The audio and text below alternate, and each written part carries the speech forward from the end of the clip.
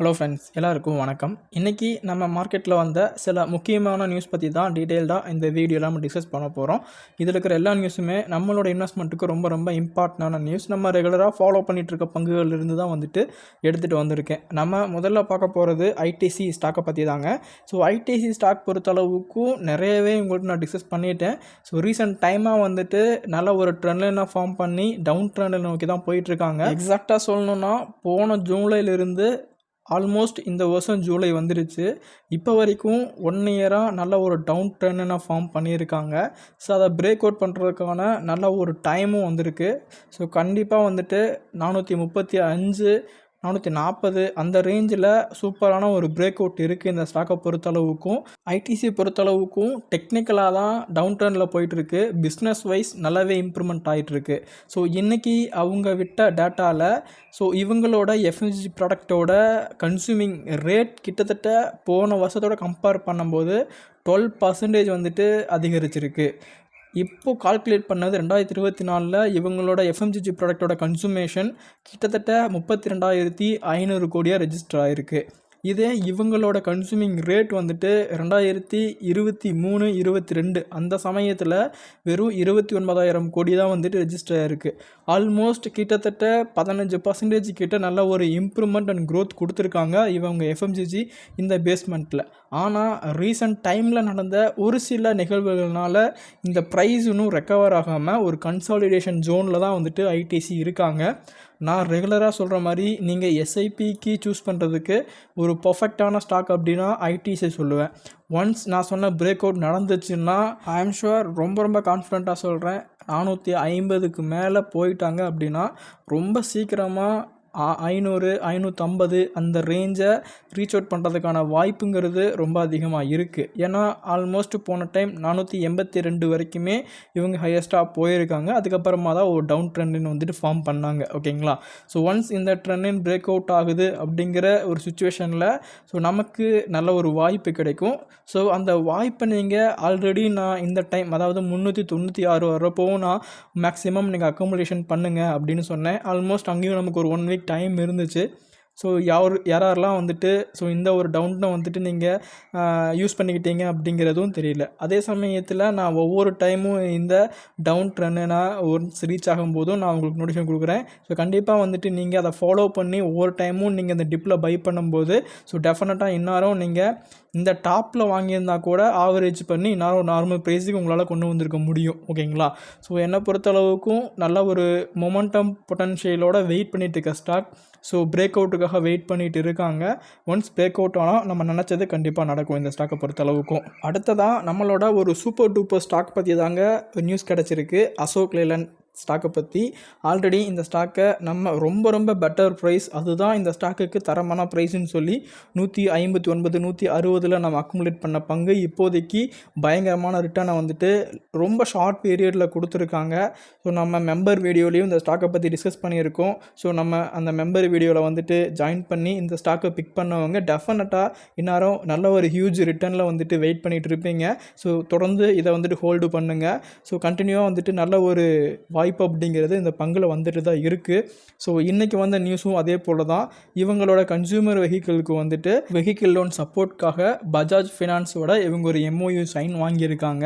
இந்த எம்ஓயு மூலமாக இந்த 2 கம்பெனிகளுக்கு இடைப்பட்ட ஒரு முக்கியமான ஒப்பந்தம் அப்படிங்கிறது சைன் ஆகிருக்கு. இப்போது அசோக் லேலாண்டில் ஒருத்தங்க கன்சியூமர் வெஹிக்கிள் ஃபைல் பண்ணுறாங்க அப்படிங்கிற பட்சத்தில் அசோக் லேலாண்ட் ஸோ அவங்களுக்கு பஜாஜ் ஃபினான்ஸ் மூலமாக ஃபைனான்ஸ் அரேஞ்ச் பண்ணுறதுக்கான வாய்ப்புகள் அப்படிங்கிறது ரொம்ப அதிகமாக இருக்குது. இதுதான் அசோக் லேலண்ட் தரப்பில் முக்கியமான நியூஸாக இருக்குது. ஸோ இன்னும் நான் இந்த ஸ்டாக்கை அக்குமுலேட் பண்ணலை. ஸோ நெக்ஸ்ட்டு நான் எப்போ வாய்ப்பு கிடைக்கும் அப்படின்னு வெயிட் பண்ணுறவங்களுக்கு ஸோ ஃபார்மோஸ்ட் கொஞ்சம் வெயிட் பண்ணுங்கள். இப்போதைக்கு இந்த ஸ்டாக்கை பிக் பண்ணுறது எனக்கு தெரிஞ்ச ஒரு பெட்டரான ஆப்பர்ச்சுனிட்டி தெரியல. ஸோ இன்னும் ஸ்டாக் 230க்கோ இல்லை 210க்கோ ரொம்ப அதிகமான இறக்கம் வந்துச்சுன்னா வர வாய்ப்புகள் இருக்குது. மேபி நீங்கள் இந்த 2 சான்ஸை யூஸ் பண்ணிக்கோங்க. இப்போதைக்கு கரண்ட் ப்ரைஸில் நீங்கள் பை பண்ணுறதை கொஞ்சம் ஸ்டாப் பண்ணிக்கோங்க. ஆல்ரெடி நான் சொன்ன அந்த 159 60 அந்த ப்ரைஸில் பை பண்ணவங்க ஸோ எந்த விதமான சேஞ்சஸும் பண்ண வேண்டாம். ஜஸ்ட் ஹோல்டு பண்ணுங்கள். ரொம்ப ரொம்ப பாதுகாப்பானது அது மட்டும்தான். ஓகேங்களா? ஸோ நியூவாக என்ட்ரி ஆகிறவங்க மட்டும் ஒரு சின்ன டிப் கிடச்சா அதில் வந்துட்டு பை பண்ணிக்கோங்க. இப்போதைக்கு இந்த கரண்ட் ப்ரைஸில் பை பண்ணுறது எனக்கு தெரிஞ்சு கொஞ்சம் கோளாறாக தெரியுது. ஓகேங்களா? மூணாவதாக நம்ம டிஸ்கஸ் பண்ண போகிறது, ஆல்ரெடி இந்த ஸ்டாக்கை பற்றி நேற்று தான் நம்ம பேசணும். JSW எனர்ஜி ரினியூபிள் செக்டாரில் ஒன் ஆஃப் த பெஸ்ட் ஸ்டாக்குன்னு நம்ம சர்டிஃபைட் பண்ணியிருக்கோம் அந்த கம்பெனியை. டெஃபினட்டாக ஃபியூச்சரில் பவர் செக்டாரில் ரொம்ப ரொம்ப அதிகமாக பேசப்படுற ஒரு கம்பெனியாக வரும். அதே சமயத்தில் இன்றைக்கி 300 மெகாவாட் கெப்பாசிட்டியில் SJVN கம்பெனிக்கிட்ட இருந்து ஒரு நல்ல ஒரு ஆர்டர் வந்துட்டு கிடச்சிருக்கு. அதுக்கான லெட்டர் ஆஃப் அவார்டு வந்துட்டு இன்றைக்கி அவங்க கொடுத்துருக்காங்க. ஸோ விண்ட் சோலார் ஹைப்ரிட் ப்ராஜெக்ட்டுக்கான ஒரு லெட்டர் ஆஃப் அவார்டு அப்படிங்கிற மாதிரி வந்துட்டு ரெஜிஸ்டர் ஃபைலிங்கில் குறிப்பிட்டிருக்காங்க. ஓகேங்களா? ஸோ ஆல்மோஸ்ட் ஆல்ரெடி நம்ம சொல்லியிருக்கோம், ஏகப்பட்ட ப்ராஜெக்ட்ஸ் வந்துட்டு ரீசெண்ட் டைமாக JSW சைன் பண்ணியிருக்காங்க. ஸோ இப்போ வந்துட்டு SJVN தான் இன்வைட் பண்ணியிருக்காங்க சில கம்பெனிஸை. கிட்டத்தட்ட SJVN கிட்ட 1500 மெகாவாட் இந்த transmission system connected wind solar hybrid ப்ராஜெக்டாக இருக்குது. ஸோ அதோட டிராஃபிக்கை குறைக்கிறதுக்காக சில கம்பெனிஸை வந்துட்டு அவங்க ஆஃபர் பண்ணுறாங்க இந்த மாதிரி ப்ராஜெக்ட்ஸ். ஸோ அதில் ஒன்று தான் வந்துட்டு JSW எனர்ஜியாக வந்துட்டு செலக்ட் ஆகிருக்கு. ஸோ டெஃபினட்டாக நான் சொல்கிறேன், JSW energy one of the best favourite ஸ்டாக்காக தான் இருக்குது இப்போதைக்கு என்னோட போர்ட்ஃபோலியோ பொறுத்தளவுக்கும். ஸோ நிறைய ப்ராஜெக்ட்ஸ் ரீசெண்டாக வந்துட்டு அவங்க கவர் பண்ணியிருக்காங்க. அதில் ஒன் ஆஃப் த முக்கியமான ப்ராஜெக்டாக வந்துட்டு இந்த ப்ராஜெக்ட் இருக்க வாய்ப்புகள் ரொம்ப அதிகமாக இருக்குது. ஸோ இன்னும் இந்த ஸ்டாக்கை நீங்கள் அக்குமுலேட் பண்ணலான்னு ஃபீல் பண்ணுறீங்கன்னா தயவு செய்து வந்துட்டு வெயிட் பண்ணுங்கள். இப்போ இருக்கிற கரண்ட் வேல்யூஷனில் வந்துட்டு இந்த ஸ்டாக்கை பை பண்ணிங்கன்னா டெஃபினட்டாக வந்துட்டு மாட்டிப்பீங்க அப்படிங்கிறது தான் என்னோடய ஒப்பீனியன். வெயிட் பண்ணுங்கள். ஸோ நெக்ஸ்ட் வாய்ப்பு வந்துட்டு ஒன்று 680 அந்த ரேஞ்சில் வரலாம், இல்லை 630க்கே வந்துட்டு திரும்ப ஒரு நல்ல ஒரு வாய்ப்பு வர்றதுக்கான ஒரு சான்சஸ் அப்படிங்கிறதெல்லாம் இருக்குது. ஸோ இந்த மாதிரி நல்ல டிப்பை வந்துட்டு நீங்கள் யூஸ் பண்ணிக்கோங்க. கரண்ட் ப்ரைஸில் நீங்கள் பை பண்ணிவிட்டு கீழே இறங்கும்போது வந்துட்டு இந்த ஸ்டாக் ஏன் வாங்கணும் அப்படின்னு ஃபீல் பண்ணுறதுல எந்த விதமான அர்த்தமும் இல்லை அப்படிங்கிறத என்னோட பர்சனல் ஒப்பீனியன். ஏன்னா ரீசெண்டாக இவங்களோட ஸ்டாக் PBI ரேஷியோ 77 கிராஸ் பண்ணி போயிடுச்சு. ஸோ இண்டஸ்ட்ரியோட ஆவரேஜ் பார்க்கும்போது கிட்டத்தட்ட 38 தான் இருக்குது. ஸோ ரொம்ப ஹையரான வேல்யூஷனில் இருக்காங்க இப்போதைக்கு ஸ்டாக்கை பொறுத்தளவுக்கும். ஸோ அந்த ஒரு ரீசனால தான் சொல்கிறேன், இப்போதைக்கு இந்த ஸ்டாக்கை நீங்கள் பை பண்ண வேண்டாம் அப்படிங்கிறது. ஓகேங்களா? ஆல்ரெடி சொல்லியிருக்கேன், இந்த மாதிரி பங்குகள் நல்லாவே ஃபியூச்சரில் பர்ஃபார்ம் பண்ணுவாங்க. ஆனால் அதுக்கு கரண்ட் ப்ரைஸ் வந்துட்டு நல்ல ப்ரைஸ் கிடையாது. ஸோ டெஃபினட்டாக நல்ல ஒரு டிப்காக வெயிட் பண்ணுங்கள் அப்படிங்கிறது தான் என்னோட ஒப்பீனியன் இந்த ஸ்டாக்கை பொறுத்தளவுக்கும். சரிங்களா? அடுத்ததாக சிப்பிலா சம்மந்தமாக ஒரு முக்கியமான நியூஸ் நமக்கு கிடச்சிருக்குங்க. அவங்க ஆர்ச்சிட் ஃபார்மா கூட வந்துட்டு ஜாயின் பண்ணி ஒரு புதுசாக ஆன்டிபயோட்டிக் வந்துட்டு இந்தியாவில் லான்ச் பண்ண போகிறாங்க. ஸோ இந்த வந்துட்டு யூரினல் இன்ஃபெக்ஷனுக்காக யூஸ் பண்ண போகிறதா வந்துட்டு சொல்லியிருக்காங்க. ஆல்ரெடி வந்துட்டு நான் சிப்பிலா பற்றி நிறையவே உங்களுக்கு டிஸ்கஸ் பண்ணியிருக்கேன். லாஸ்ட்டாக நம்ம டிஸ்கஸ் பண்ணும்போது ஸ்டாக் ஆல்மோஸ்ட் ஒரு 1500க்கு மேலே ட்ரேட் ஆகிட்டு இருந்தாங்க. ஸோ கண்டிப்பாக நல்ல ஒரு இறக்கம் அப்படிங்கிறது இருக்கும் அப்படின்னு நான் ரொம்பவே தெளிவாக உங்கள்கிட்ட சொல்லியிருந்தேன்.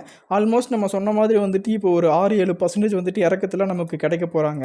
ஸோ என்னோடய ஒப்பீனியன் படி கரண்ட்டாக வந்துட்டு ஒரு 1470, 65, 50 அந்த ரேஞ்சுக்கு கிடைக்க வாய்ப்பு இருக்குது. அப்படி இல்லைனா நல்ல ஒரு இறக்கம் வருதுன்னா 1400 அந்த ரேஞ்சு கூட போக வாய்ப்பு இருக்குது. ஸோ எனக்கு தெரிஞ்சு மேக்ஸிமம் இந்த 1460, 55 அந்த லெவலில் வந்துட்டு ஒன்ஸ் அவங்க நல்ல ஒரு சப்போர்ட் எடுத்து மேலே போகிறக்கான வாய்ப்புகள் இருக்குது இப்போ கரண்ட் பொசிஷனை பொறுத்தளவுக்கும்.